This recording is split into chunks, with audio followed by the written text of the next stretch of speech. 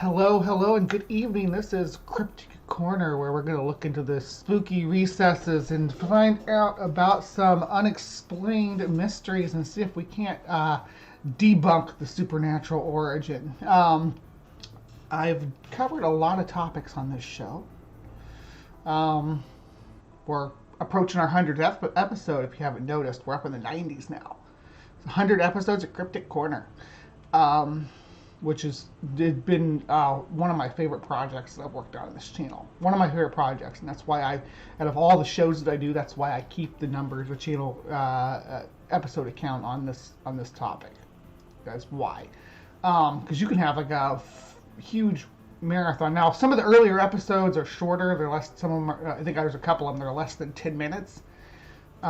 Just about a picture or a quick little clip or something like that. Just because the more I got into doing this, the more I enjoyed it. But there's always been a list of little things that I wanted to cover that I don't know how well they would stretch out into a full episode. And one of these things came back up recently because I found a video about it. And I'm like, oh my gosh, now I can make a full episode about that without having to... Because if it's something small, like one phenomenon, one incident, and there's no like 10 to 15, 20-minute video about it where I can share with you guys, I have to put in a little bit extra steps on making sure that we have all the bits and pieces that we need. Now those are my favorite to do because I can, when there's one incident, I can like have a map and stuff. I can pull up Google Maps. I love doing that. I don't know how much you guys care about when I do that, but I enjoy doing it. Pinning down locations and going down Street View and trying to match up where the pictures were taken and things like that. I live for it. I love it.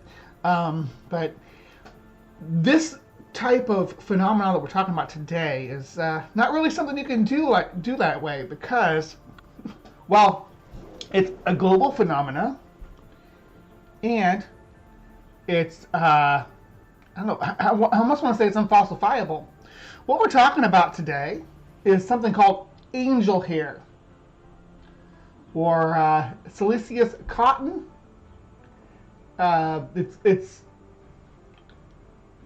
generally attributed to being gossamer, but it falls from the sky. It's in association with supernatural events. It's very similar to exoplasm or star jelly, which will be another episode. I always considered combining those together, but since I have this video, I can actually split it up and we can do an individual video on exoplasm and star jelly independently. So today, though, we're going to focus on the angel hair. I don't know if any of you are familiar with this, and I talked about the book ad nauseum. I used to have this book called Mysteries of the Unexplained. I still have it somewhere, but regardless, one of the topics was Unquiet Sky, and it talked about Skyfall stuff, but one of the topics in there was also angel hair, and there were some pictures and stuff which will be in this video, and we'll see them. But that I always thought was so interesting, and again, there just wasn't enough substance there to sink my teeth into. But we'll discuss some of these topics as we move through here. Let's jump right in. Want to? Since we've known about flying saucers in the 1940s. The question really is, will we ever have a moment in our world where this subject of UFOs... I'm going to skip the intro because we're looking at the Roswell crash there. Oh my gosh, I guess I can mention that too. I have a Roswell week scheduled and it'll be live from the Hive. Let me see. Why'd you minimize everything? It'll be live from the Hive.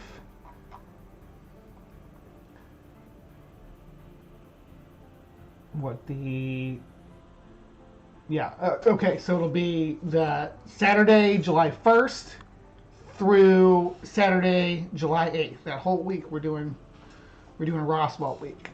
So make sure you're here for that. All right, where did I? Oh, the screen went white. Hold on. There you are. Sorry, I hit a thing that made everything minimized. Weird. Grape star jelly sounds delish. Is openly acknowledged by all elements of our society, including scientific establishments and political institutions. During the Second World War... This video that we're actually going to be watching is from, like, we're not going to watch this Gaia part because it's an interview. What we're actually interested in is this interview, and this interview is like, it's got to be from 80s or 90s. Actually, let's look and see if it tells us when the interview was done. This channel is Zohar Stargate TV series. I guess I should say that too. Let's see, we have aircraft pilot and mechanic Brian Boldman talks with Tracy Austin about his research into the mysterious airborne substance known as angel hair. Many researchers believe that the mysterious hair-like threads have a connection with a UFO phenomena. What is this strange substance, and why is it found to be? Why is it? Look how they spelled radioactive. So weird. When was this video taken, though? Because if you look at it, it's like old-timey. Here, we're going to jump ahead. Okay, here we go. Boldman is a licensed pilot and aircraft mechanic. He had his very first UFO sighting in 19... He's a pilot and aircraft mechanic, and he's definitely going to be the go-to on figuring out what foreign substances that look like spiderweb floating around the air are. 1989, and ever since has spent over a decade trying to research and investigate UFOs and its connection to this very mysterious substance called angel hair. This angel hair substance, is it to do with angel hair? Is it really hair of angels? Or is it something to do with pasta and it's not? Absolutely not. This sort of substance you wouldn't want to ingest. As a matter of fact, in some cases, it's been radioactive, so I certainly wouldn't want to eat it. What are the characteristics of angel hair? It's generally snow white, fibrous. It superficially resembles spiderweb. Right. And that's going to be a key point to cling to as we move forward into this interview, I promise. forever, even serious ufologists and researchers have written off angel hair cases as nothing but ballooning spider web. They use spider. Yes. That's going to be important too. Thank you, Ring. Oh my gosh, I forgot to get a water bottle too. I'm going to play our people here. I'll be right back. Spiders use silk to migrate on convective air currents, and so for years and years, that's been the explanation for it. Now, how did you get involved with it, though? Well, apart from your sighting in 89? In 89, right, and I got kind of just frankly bored by reports of nocturnal lights in the sky, you know, anecdotal reports, and there's nothing you can really do with them. I wanted physical evidence, tangible evidence. Okay. Actually, angel hair is a...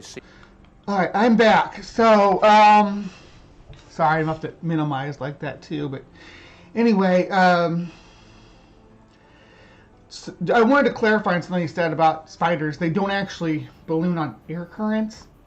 They actually use the Earth's electromagnetic field, which will ironically roll into the next topic. So hang in there. I'm a lot of breath. Whew. CE2, close encounter of the second kind, and it is tangible evidence. Here, this is an interesting. Yeah, let's look at this picture. This definitely does not look like it's from ballooning spiders. From this angle and the way that they're presenting it here, but you have to think that it's millions of spiders over acres and acres with gossamer strands. So it's not going to be. It's not just going to be like a flat layer, right? And when they get tumbled together, they can actually form bundles. Fall. This happened in Horseheads, New York, in 1954. Okay. And it was actually radioactive. There was some conjecture that it had drifted over from the the nuclear test out in Nevada, but to wind up in New York and in February, it was kind of odd to be that far away. And also, the fact that it fell in February is not indicative of ballooning spiders and migrating spiders, because they don't migrate in February. That's winter in New York. Thing about migrating spiders, and it's just spiders in general, is and John actually learned this just a little bit ago, right? Didn't you, John? When you even if you take an egg sac of spiders, right? Even if you take that and you transfer it into a different climate, like say you you found it out in your garden on your bushes, right? And you take it in to your garage. That's the egg the egg case is going to be responsive to that temperature and climate shift. And if it shifts to optimal temperature for development hatching, they will develop and hatch, regardless of what time of year it is, right? They don't, and when they crawl out of their little eggs, they don't, and they're in your warm garage, they don't care that it's February outside. They don't. And they will go and follow their instinct and go find a way to get outside and balloon away. Again, even if it's February. So the time of year here can be fairly irrelevant, or even this can naturally happen too. I don't want to give the impression that it only happens in artificial circumstances where the eggs were brought in. It can happen naturally if the temperature peaks just right. Some of the egg cases can, they can be induced to prematurely hatch. Sure. How did that gentleman discover that angel hair? He was actually a chemistry professor at Elmira College in New York, and was called in to investigate that. And they had a Geiger counter that picked it up as radioactive. And that's not the only case. We've had cases where it's had a tritium H3. It's weird. I looked for this case that they're talking about with the Geiger counter, and I can't find it, from Horsehead, New York. It's not coming up for me. I looked all over for it. Maybe.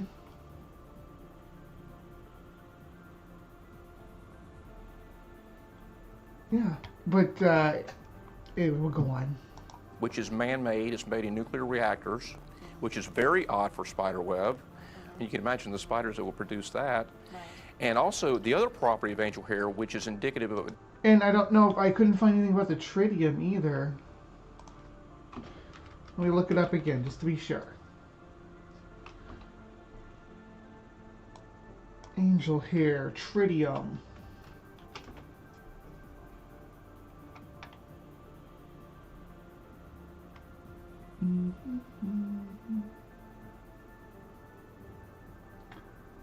Because you guys remember tritium. If you were like my son Ian was just the right age to be obsessed with Spider-Man 2 when it came out. Well, Dr. Octopus. That's what he was trying to get, was the tritium. So it being found in spider webs, come on, you gotta. Not being spider web is the fact that it sublimates. It actually changes state from a solid to a gas, like dry ice would. Right. It doesn't, as an ice cube would, it goes from a solid to a liquid to a gas. Angel hair has been known to vanish upon handling. I guess the latent heat of a hand would make it just simply disappear. Temperature may do it. Yeah. And it typically falls on clear days where there's a low humidity, and that may have a bearing on how this stuff is produced by our little friends. What I did is I did a study of angel hair. I went to the Library of Congress, different archives, and found all the articles, all the data I could find on angel hair from 1947 to 2000. Right. And then I did an analysis of the data. And what I found... Just to be clear, and there's a reason for this, like just at 10 degrees above room temperature can cause spider web to melt. It does. I mean, yeah, it doesn't vaporize. That's not a quality that it does, but it will melt away and like basically vanish because it's no longer a strand anymore. It'd be just almost imperceptible. when it melts away to its liquid beads. It depends on the species of spider, of course, but it'll just a little temperature variation can cause it to melt.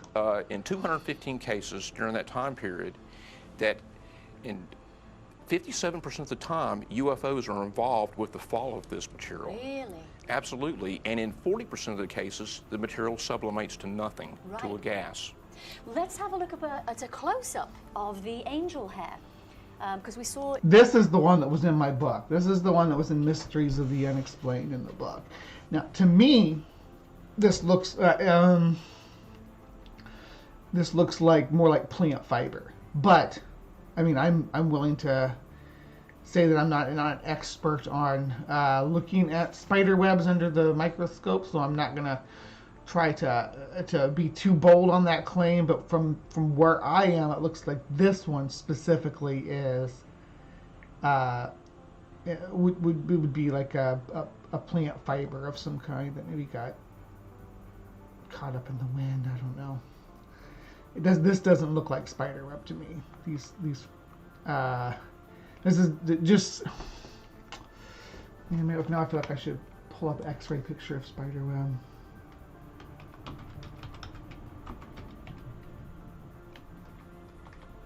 Not an X-ray. Like a macro. Let me see. Let's see here. Because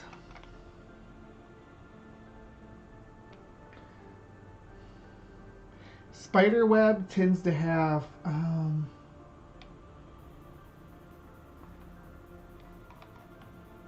little,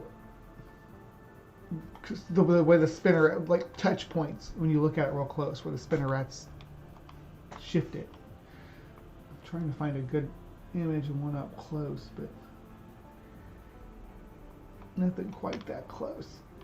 Yeah, I know I should have had this ready, right? Oh well, we're gonna let him talk. In the first slide, the gentleman holding that. Let's take a look at that close-up. There we are. Right. This substance fell in Vercelli, Italy on November 8th, 1999.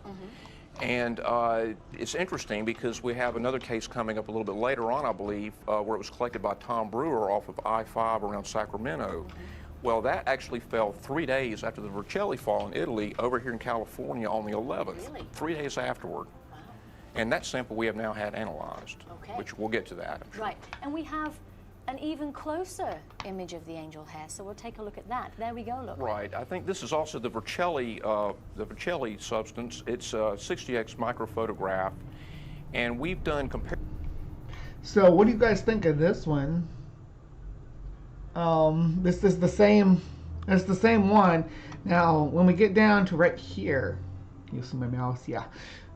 I do start to see where you could infer that this was spider web, but I think a lot of this stuff still looks like plant material to me. comparisons with spider web, and the fibrils in this angel hair are much finer. The denier is much thinner than spider web, and it doesn't contain the glue drops that spider web would have on it. Yeah, because you know, if you read. Not all spider web has the glue drops on it. Only certain species, though. The webs of like tarantulas, for instance, are very soft and not sticky at all, really. Well, I shouldn't say not sticky at all, but they're more like cotton. Really look at a spider's web, it is very strong, but there's no way it looks that white and thick. There's Well, that's no way. It's not the claim isn't that it's just the spider web that it came out of the spider that way. It's that it's a whole bunch of ballooning spiders, or it's not even have to be spiders. There are other things that do this too. There are mites and caterpillars and all kinds of cool little critters that that use this method of traveling by electromagnetic current. And then when they land, they just disregard it, and it'll all, since it's electromagnetic, it's all going to clump together as it drifts up into a wad. And then once that wad has too much density to stay aloft, it floats back down. So it's because of the electromagnetic nature of these gossamer webs that when the spider lands where it needs to go and gets ready to crawl away, that they are all going to connect together with each other. Correct. That's correct. It superficially does, and that's what's thrown people off for forever that have researched it. But the devil's in the details. You have to really... And it's funny because we have only discovered that more recently. Back when this was recorded, they probably didn't know about the electromagnetic nature of these gossamer strips that the baby spiders and silkworms and stuff put out, and that they're not just traveling on air currents. They're traveling. There's electricity carrying them. They didn't know that back then. Ow, I keep doing that every episode now. I gotta hit my desk once. It's because I got the new chair, and it's raised me up a little bit. I do like my new chair though. It's purple, but you can't see it now because I got my depression hoodie on top of it.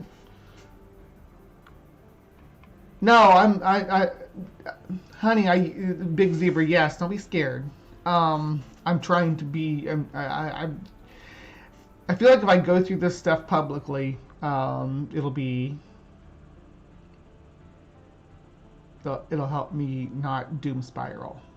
If I present the things that I'm feeling to my friends and loved ones and to all you lovely people in the Hive, then maybe I can overcome the dread and the feelings of oppressing depression crushing down on me. If I'm able to say, hey, this is what I'm feeling, you guys be like, nah, that's not really happening. It's just your depression. Anyhow, but let's continue on with Angel here. Really look at all the data. The fact is that spiderweb is a polypeptide protein, and a strand the same diameter as steel, well, the spiderweb is 5 times as strong. But now angel hair, on the other hand, it superficially looks like it, but when you look at the data and you look at the fact that in 40% of these cases, people unknown to each other, separated both by geography and time, have reported the same properties, UFOs overhead and then... And it's all over the world. This goes back BC? The earliest case I have... So, they keep mentioning that there's UFOs involved. The ones they presented so far, did they say anything about UFOs? I haven't seen... well, the first one he said about the thing zooming off, okay, that one. But the Italian one that he mentioned, the one that we looked at the pictures of, did he mention the UFO there? And then the one in California, he didn't mention a UFO there either. Of course, you know, when you go back this far, it's kind of hard to pin it down exactly as to all the information. You don't have any current witnesses. But the earliest case was, I think, a 50 BC in the Council of Marseille. Right. It was reported there and recorded by historians of the time. Okay. As we saw in that slide there, that's it? You don't tell the story? You're not going to tell the story? You say, oh, it happened in 50 BC. Just believe me. You're not going to say what was happening, what was reported, how it was described, and what language they used. Because I guarantee people back then didn't know about ballooning spider webs being electrified, because you didn't even know that in the 90s when this was made. I think this was made in the 90s. I'm just assuming based again on the quality of the video and the way the people are dressed. It looks like mid-90s to me. Traveling across the sky, and there was a trail left behind it. Absolutely. Now, are there certain UFO types that emit this? Absolutely. During the... Absolutely. That's some confidence right there. Hey, Ollie, man. Good to see ya. Yeah, we got new emojis, guys. Check them out. Sandy, show off our new emojis for the kids. This is absolutely, and her asking about UFOs. So most UFOs are going to be planes, right? Most UFOs are going to be planes. Some of them are going to be animals. So anytime you don't know what it is that's flying, it's a UFO. And I don't know of any situation where those are known to, maybe because they're stirring, I don't know, like just thinking maybe they're stirring the atmosphere or the electromagnetic currents when they fly over, when like a plane flies over, and it causes the web to collect. That's an interesting thought too. Today is mainly a daytime phenomenon, actually afternoon, and what's mostly associated with it are the cigars and the disc. Yeah, because I did some research into your research, and basically you were suggesting that discs and saucer-shaped crafts, 32 cases at 44%. That's correct. Globes and sphere-shaped UFOs were 21 cases at 29%.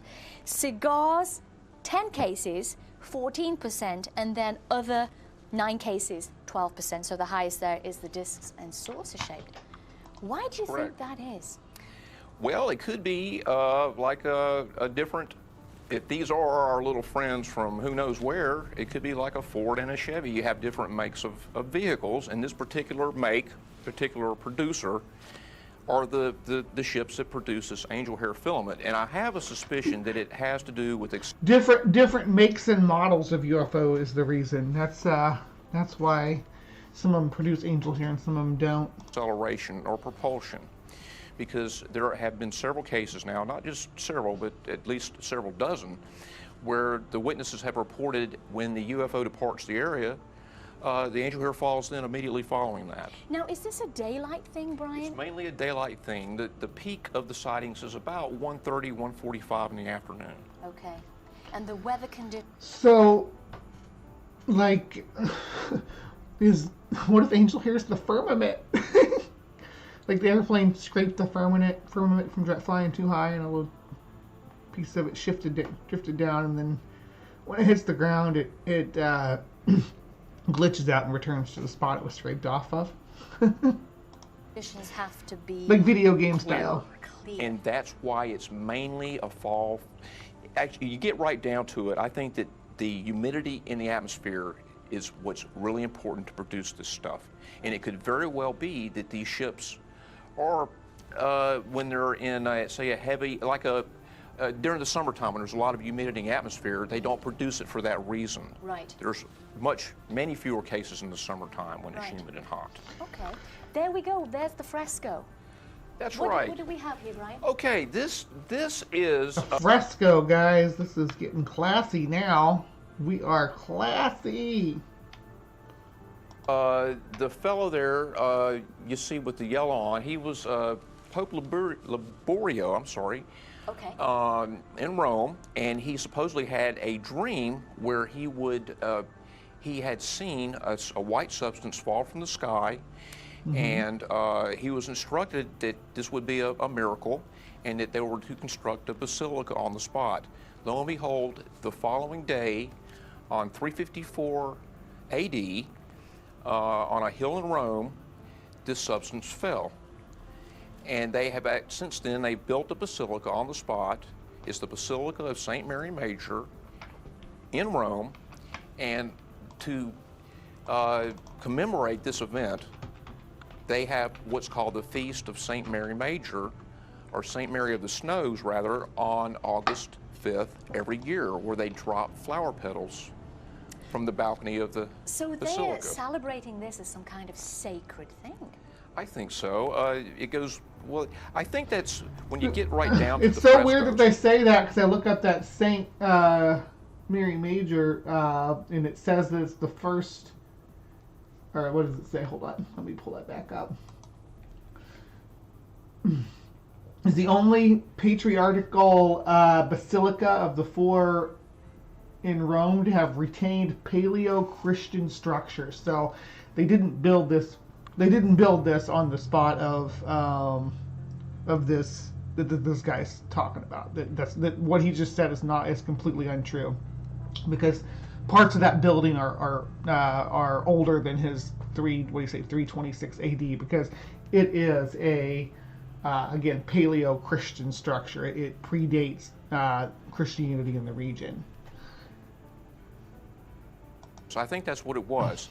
They took what would be, to our mind, a UFO type event, a CE2, and turned it into a religious type of an event. Okay, this depicts the miracle of the snow. These were done about the 15th century to commemorate the the miracle that had happened and where the basilica was built on that spot.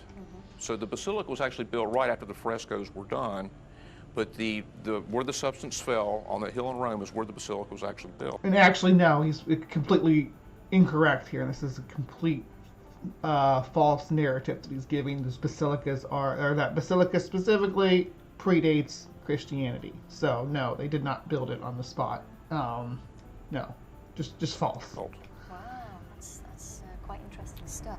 I just want to mention, Brian, in some of your research, you actually wrote about angel hair fall times. And you'd put local fall start 6 a.m. to 12 noon. There were 8 cases, That's correct. 14%. 12:01, very precise there, to 6 p.m., 37 cases at 65%. That's correct. 12:01 again to 2 p.m., 14 cases at 25%. And then the average start time was 1:45 p.m. So the 4 cases there were the 37 cases at 65% between 12:01 and 6 p.m.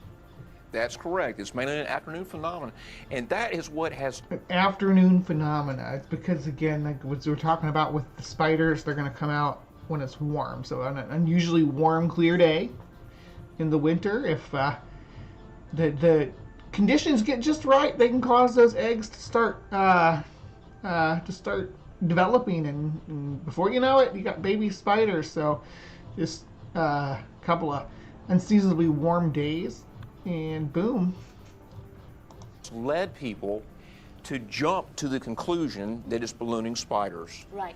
Okay, what happens is they pay out their line of silk, they migrate during the day, the morning, and then they alight in the afternoon, and it's, but if you look at the details. But you're thinking about like these have to be fresh. Again, these are what I consider angel hair is those individual strands as they get pulled back up into the atmosphere after the little spider lands and lets his line go, releases it into the air. Yeah, some of them might get tangled in bushes and grass and stuff, but a lot of them get back up into and start moving into the stratosphere. And again, they're all electrified. They're all have a positive and negative charge on the end, so they're all drawn to each other and collected together up there in the what do they call it, the ionosphere, just ionosphere.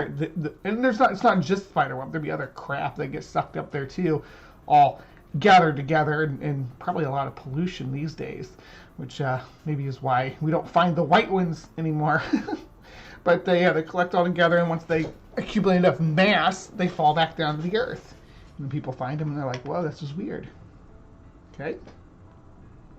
And that's just my opinion on what's happening here, based on the latest research on how these spider webs and stuff go. But I welcome any pushback on that. You look at the fact that it sublimates, and you look at the fact that 57% of these cases, from 47 to 2000, involve UFOs. Well, we have a problem. Well, the thing is with ballooning spiders that I can't quite get my head around, Brian, is that wouldn't this ballooning spider have to be native to most countries on the globe? Absolutely. Most countries on the globe, most places around the world have spiders that balloon. It's not just one species. It's not even just spiders. There's, again, ballooning mites, ballooning silkworms, or ballooning just caterpillars in general. Absolutely, and it's been blamed here in the U.S. on a species called Linefidae, which, if I'm saying that correctly, I'm not an entomologist, but that one species is not indigenous to a lot of areas where this stuff has fallen. And there's another very important. Me and PZ Myers did a video about the Joro spider, and there's an invasive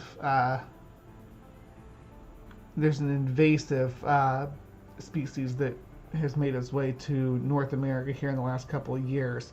The Joro spider, and they do the same ballooning thing. People made it like, oh, giant spiders ballooning or flying from the sky or whatever, and didn't realize that, hey, they're going to be little babies when they're ballooning. You don't hardly even see them. A point about this: spiders also migrate in the spring. Right. And we don't have a big spike in the spring. We have no. Yeah, and October is the month where we get all and these. there again, if you look at October, it's generally a dry month. You know, you have very. It's Halloween spiders. They're special. That's why it's in October. They're trying to decorate the land for spooky season. I love spooky season. I can't wait for spooky season again. Low humidity when these falls happen. A classic example would be a clear blue sky on a fall day, and a UFO is seen, a silver cigar or globes or disc, followed by their either shooting off or doing maneuvers. They don't have to just be departing the area. They can actually be leapfrogging each other. They do all kinds of reported aerobatics, right angle turns, and then the substance falls from the sky. Right. And this also... So they give you like a Blue Angel show, and then they drop their spider web. I'm not here to discuss necessarily what the UFO sightings would have been. I'm mostly just focusing on the angel hair substance itself. I would need more details on the UFO and some time to look into it. Who has the UFO connection. You can see the fellow with the stick or whatever he's doing, he's scraping a spot on the ground where this stuff is. That shows to me as something tangible. Right. So this is something actually there. Yeah, right. Very and they real. had linked it, or the artist had linked it to UFOs in the fresco.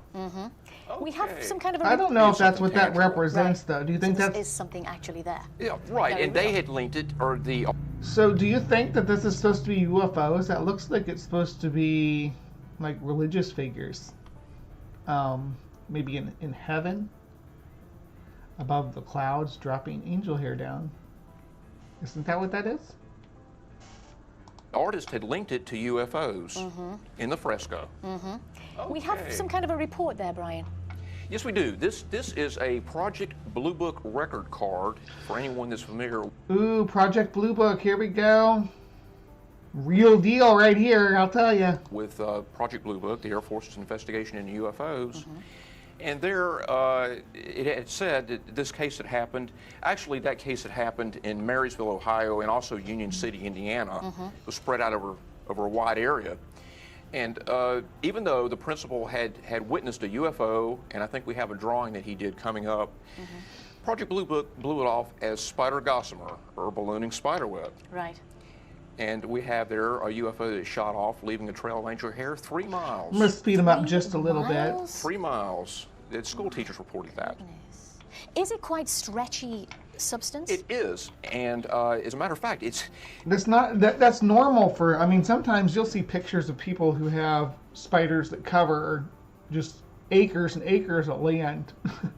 It's wild sometimes to see, but it doesn't mean that it's aliens. You know, it's funny, it's one thing when they're like, oh, humans couldn't have been responsible for these structures. It's another thing when they say spiders couldn't be responsible for these webs. It seems to be contradictory, but it can be very strong and tough to break, followed by its complete sublimation to nothing. Right. Now, that's a very strange property. Right.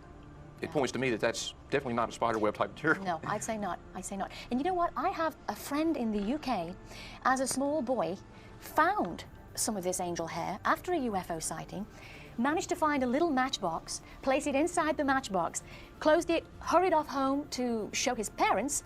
When he got home, opened the matchbox, totally disappeared. Classic. That's just a classic example. This is what has been reported time and time again. And again, these witnesses are... That's like, yeah, spider web, right? Have you ever tried to pin down a single strand of spider web? separated by continents and time, you know, reported 20 years apart. These people don't know each other and they report the same things. That's right. Very, very strange, isn't it? It is. I want to just mention here, Brian, a few head scratchers written in the UFO Reporter. The results of analysis by several different professional people are strangely contradictory. That's correct. It is a significant fact that none of the scientists identified the material as the web of a ballooning spider. 6 scientists of the Australian Commonwealth Scientific and Industrial Organisation have studied the threads. We're looking into the IDs now.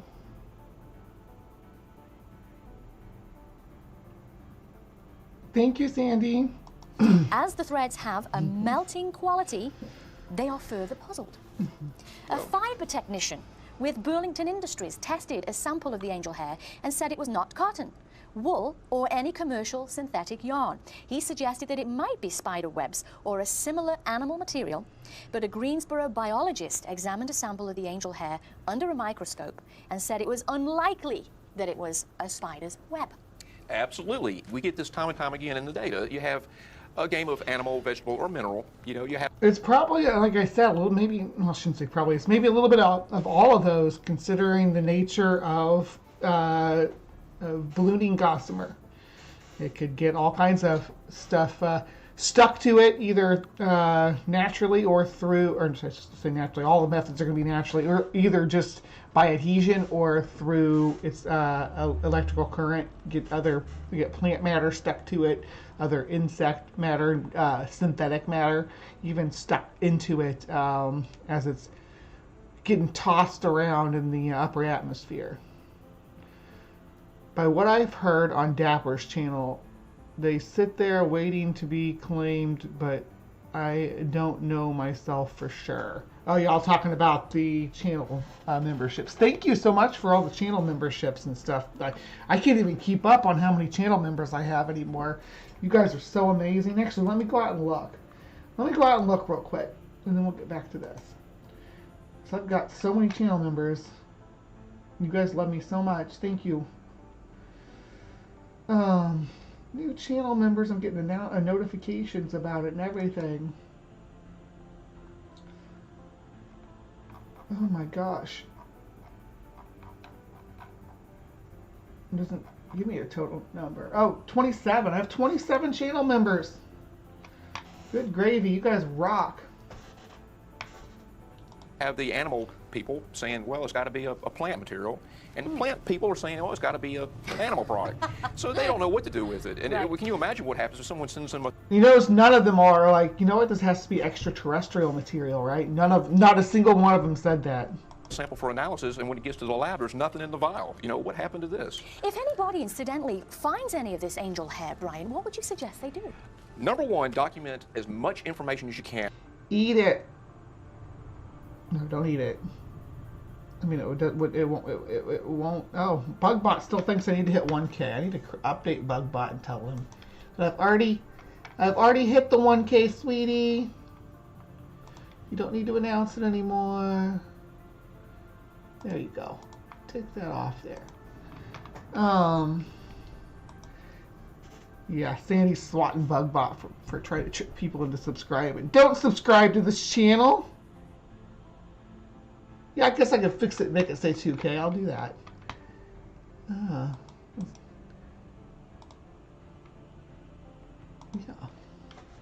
That's a goal. That's a goal, Sandy dear.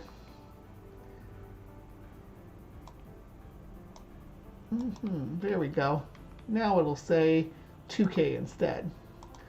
No. All right.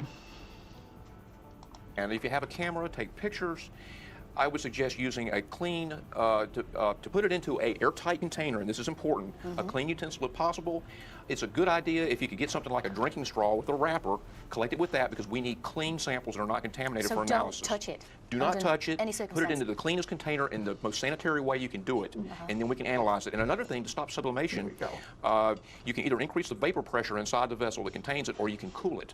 So I would suggest that people get this stuff in a vial, put it, if you can stop at a convenience store, get a bag of ice, and just shove it right in the middle of it. So and that will help preserve it. Okay, so you would give it that kind of temperature? I would, and ideally we'd want to store it cryogenically, you know, at a very, very low temperature to avoid the sublimation. I suspect that it melts like that because, again, it's been in the upper atmosphere. It maybe has ice crystals on it, making it look more substantial than it is. And then when the icy part, when the icy part of it melts away, and all that's left is the fiber, there's just not enough there of substance to see. But it's important if people get a sample in a sealed container and it does sublimate to not open the top. Because spider web can freeze. There's lots of cool pictures of frozen spider webs that you can find around. Top of the lid, because that's just going to let the gas out. If they keep the gas in, we can do gas chromatography on it and get an analysis that way. We have another report there. Okay, this is the one I mentioned where the principal over the schoolhouse in Ohio saw the thing shoot off and it left a 3-mile trail. Well, that's the one that Blue Book said was nothing but spider gossamer. But however, the principal drew that sketch in the Blue Book report. Right. Okay, this is also the Marysville case. This is a news clipping, and I'm not sure of the exact paper here, but that a teacher's safe flying saucer left up. That report right there, that newspaper clipping, talks about the sublimation. Odd cobweb and tree. they thought that they witnessed it as being very strong, tough to break, and then it just sublimated in her hands. Really? So we have this property again and again and again. So in most of the cases when people have had the UFO sightings, they have seen a craft, and then they've discovered the substance. Has there ever been a situation where a craft hasn't been witnessed and the material's been placed there? It has. As I mentioned, 57% of all UFO sightings. So. Hey, D-Barks! Hey, sweetie, it's been a couple weeks since I've seen you in here. I'm so happy you're here. We're talking about Angel here. We're about to wrap up Cryptic Corner here in a minute, though. There's only, like 4 more minutes of this video. You know, that you That's have. quite a high percentage, it is a high isn't it? percentage, but we do have cases where it's just found on the ground. And I have a feeling there that probably UFOs are actually underreported because most people nowadays don't look at the sky anymore. You know, No, look they at their, don't. And the craft could very well have passed overhead, have discharged it, and they find it on the ground or over their trees, bushes, usually found hanging on branches, limbs, over wires, that sort of thing. And there had been a UFO. I think there's more eyes on the sky now than there's ever been in entire human history. I'm not sure what he's talking about, but there's more cameras out in the world documenting what's going on, pointed every direction you can think of. Every local news station has radar now. It's really it's never the noisy sky has never been so well documented throughout human history as it is right now. So I think the UFOs are probably underreported. Right. There's the Whitsitt That's the Whitsitt case. The gentleman, the principal is H.D. Lambeth. The child all the way to the left there, pointing to the sky, is the insurance salesman I was mentioning. Right. He lives in Greensboro. So how many people in that case actually got to witness the angel hair? Well, you had, as I mentioned, the school teachers, the principal, and all the children, at least most of them, So that I children found. is about, what, 30 children? It was about 60 of them here that 60? day. And they were so excited by this, what they had found, that the principal said, oh, well, school's over with. You know, they wouldn't stop talking about it, they wouldn't settle down, so we just missed school. Oh, wow. Another interesting thing about that is he had taken a sample, put it in a piece of construction paper wrapped up inside of his wallet and one locked in a filing cabinet in the school, and only he and one other person had the key to that. Well, both samples vanished, and he doesn't know what happened to them, where they went. Really? Now, civil defense was involved, but I'm not going to draw any connections there. So the actual... The conspiracy. It's the conspiracy.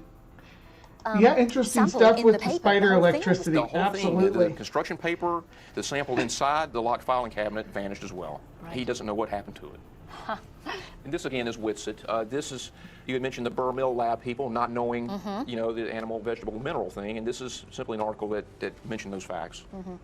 Everybody seems so confused about this angel hair phenomena. They don't know which way to go with it, do they? Absolutely not. Which way would you go with it? It is a weird phenomena. What I'm presenting here is just my theories too from natural origins that could cause it. But I think with what we know about the nature of these, these little gossamer strands that the spiders balloon on, we can make some informed speculation, I guess. Informed speculation on what's going to happen when they're in the upper atmosphere, right? All right. So it's just about over. How would Well- you take this a step further? Well, actually, we've already done that. We've had samples recovered and returned to us, and we've undergone all kinds of analysis now on it. We've had the gas chromatography done on it. Fourier transform infrared analysis has been done on it. And so we basically know what it is, and it's not spiderweb. We know that for a fact. It doesn't even look anywhere closely remote to spiderweb. It's too Why? Why do you guys think it doesn't look spiderweb? thick. It's too white. Well, absolutely, and you don't have. What color is spiderweb supposed to be? I have a whole lot of spiderweb behind me, and all of it is about as white can be. It doesn't get much whiter than the white spiderweb that spiders make. I have some right here. It's really white. Here. Oh, white spiderweb, all white. And this little precious baby just molted. Why is there so much water in there? Oh no. Okay, I'll have to deal with that. A little bit too damp in there. For instance, a couple of the chemicals that's been found in it: 2-methyl-1-propene, 2-methyl-1-propane. all kinds of strange things that biologists I've talked to, actually in North Carolina. Are they found in the atmosphere, though? Is that naturally found in the atmosphere? They say, no, this is not related to flora or fauna. They don't know what it's doing in it. Thank you so much for coming along. Yeah, so, When you so that was an interview with, what's the guy's name again? Aircraft pilot and mechanic Brian Boldman talking with Tracy Austin about his research into the mysterious airborne substance known as angel hair. I don't know. What do you guys think? Is angel hair a legitimate, real phenomena? Is it something that's actually happening from UFOs, or is it a misidentified animal substance, a conglomeration of different substances that get bundled in the atmosphere until they get enough density to fall? What do you guys think? Please tell me in the comments below. Appreciate everybody for joining me in Cryptic Corner today, and please remember to be kind, take care, and we will see you next time.